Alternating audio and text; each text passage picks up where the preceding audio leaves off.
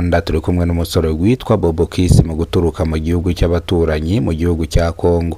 Avuga yuko hano mu gihugu cy'u Rwanda hamaze imyaka 10 irenga. Avuga yuko bageze hano mu Rwanda baje nk'impunzi, ariko avuga yuko umubyeyi Paul Kagame amushimira yivuye inyuma, dore yuko ari kumurata ibirwi.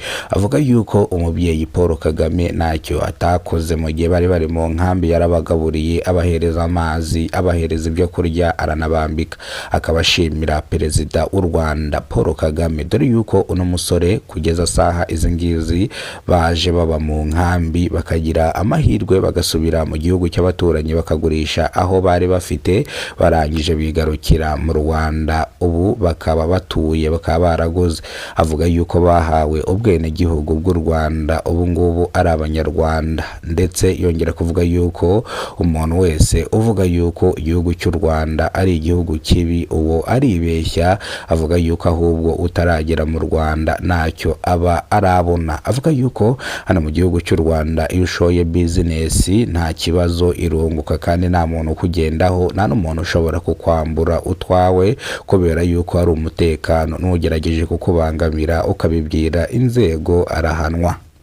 Uyu musore avuga yuko yazengurutse ibihugu byinshi cyane. Nongera kubibutsa ko yitwa Bobo Kiss, yazengurutse ibihugu byinshi cyane. Avuga yuko yageze mu gihugu cya Tanzania akahagera ntibyagenda neza, yahamaze amezi asanga 6 ahita avayo, nibwo yashokaga ajya Mombasa, ndavuga muri Kenya, ahamara naho amezi 3 biranga. Ariko ubwo yazaga mu gihugu cy'u Rwanda nibwo yahageze ahita yumva ageze iwabo neza neza. Ubu ngubu rero akababwira abantu bose aho batuye, ndavuga arabwira bagenzi biwe bari mu gihugu cyacu cy'abaturanyi cya Goma. Ubwo nimvuga Goma, Bukavu, ubwo n'utugi tugiye dutandukanye tugize umujyi cyangwa tugize igihugu cy'abaturanyi cya Kongo. Abaturage bose arababwira yuko hano mu gihugu cy'u Rwanda ni ahantu heza cyane watura, nawe ufite ubushobozi wakwambuka ukaza mu gihugu cyacu cy'u Rwanda, dore yuko abivugishije. Uyu musore rero avuga yuko yageze mu Rwanda akahita atangira umwuga cyangwa akahita atangira business yo kubyina. Avuga yuko bari groupe y'abantu basanga 15 bakora umwuga wo kubyina, ariko biza kwanga, abantu bose bagenda bava muri groupe. Nibwo yafashe umwanzuro wo kuba umuhanzi, dore yuko yari afite impano.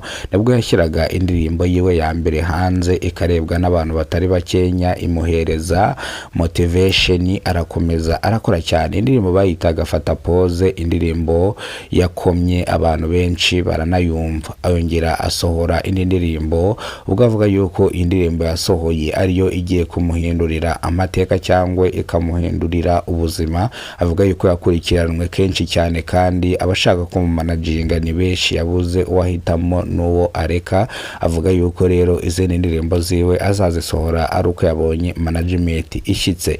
Indirimbo yitwa Fata Pose yararebwe cyane, irebwa n'abantu 535. Murumva yuko abo bantu ntago ari bakenya, abantu bagira izo views mu gihugu cy'u Rwanda, uretse abastari nka Yamano, ndetse hakabamo na Bruce Melody, hakabamo na ba Butera Knowless, hakabamo na ba Marina, ndetse harimo n'abatazigira. Yewe izi views kugira ngo uzibone uba wakoze cyane. Uyu musore rero avuga yuko akomeje urugendo rwiwe rw'umuziki kugira ngo arebe iterambere ryiwe aho rigana.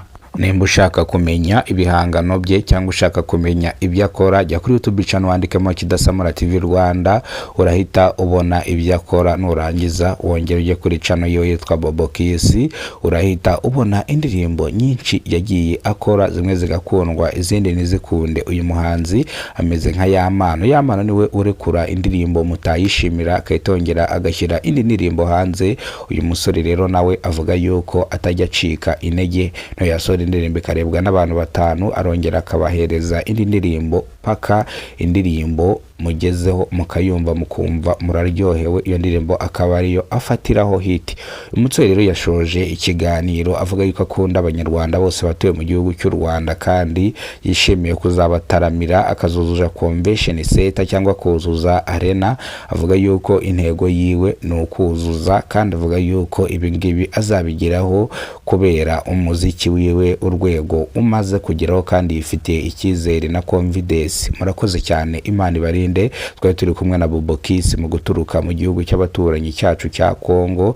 Avuga yuko rero mu Rwanda ari tambarare, hari umutekano utuje koko ibyo ashaka byose abigeraho.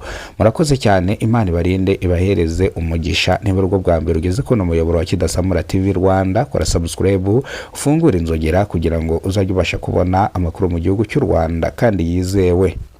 Turabakunda cyane, Imana ibahereze umugisha. Mwe mwakoze subscribe bugiye mwarimo mubana mwana makuru yitwa Kidasamura, urw'inkorogo tubakora rugakongoma. Reka amakuru yacu tuyasubikire hano.